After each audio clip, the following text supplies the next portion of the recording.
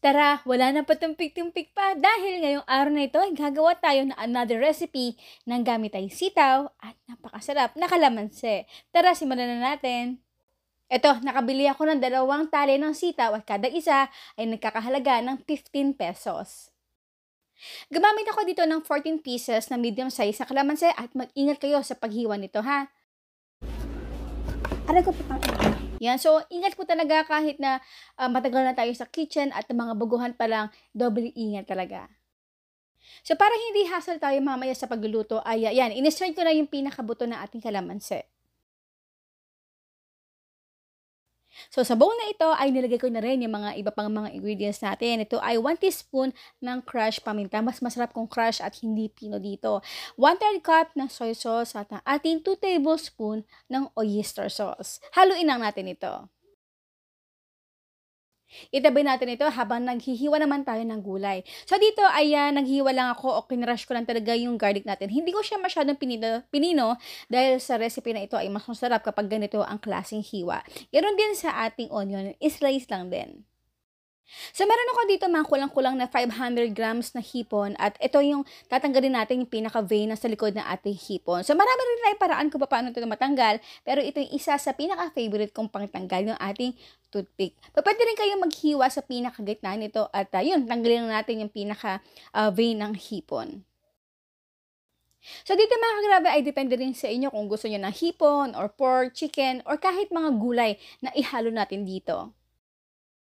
Sa pagluto naman, kawali, maglagay ng mantika, over medium heat ay painitin mo muna natin ito. Igasin natin dito na sabay ang ating garlic at ng ating onion.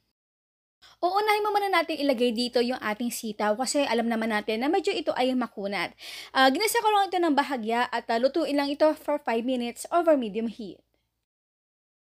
Ayun, okay. So, ilagay na natin dito yung ating mixture na hinalo kanina na may soy sauce at oyster sauce at kalamansi.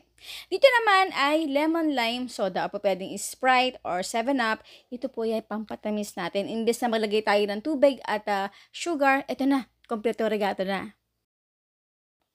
Tinikman ko muna ito kasi naglagay lang ako ng mga half cup ng ating soda. So medyo wala pa talaga ako nalalasahan kaya nagdagdag pa ako ng another 1/4 cup. Kaya in total ay 3/4 cup ang ating nilagay. Yan, so dito mga karabe, depende sa inyo kung gusto nyo papakuluan ng mas matagal pa yung ating sitaw or tama na ito ng isang kulo lamang. Kasi dito may bata, kaya gusto ko talaga lutong-luto yung ating sitaw at malambot. Then nilagay ko na rito yung ating hipon. Sa stage na to, ayan, nakikita natin na pinipisa-pisa ko ng konti yung pinakaulo ng ating hipon. Dito kasi nananatili or nag-i-stay yung pinaka-lasa nito. Kaya mas masarap kung ito ay mag-well blend dito sa ating sauce.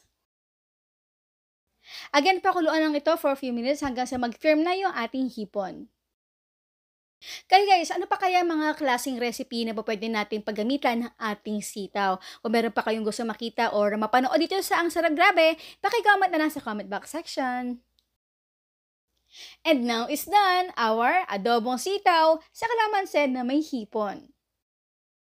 Siyempre, bago tayo magtikiman portion, ang tanong ni Mami Shirley, ilan taling sitaw ang ginamit natin dito sa ating napakasarap na adobo? Ang inyong sagot sa comment box section.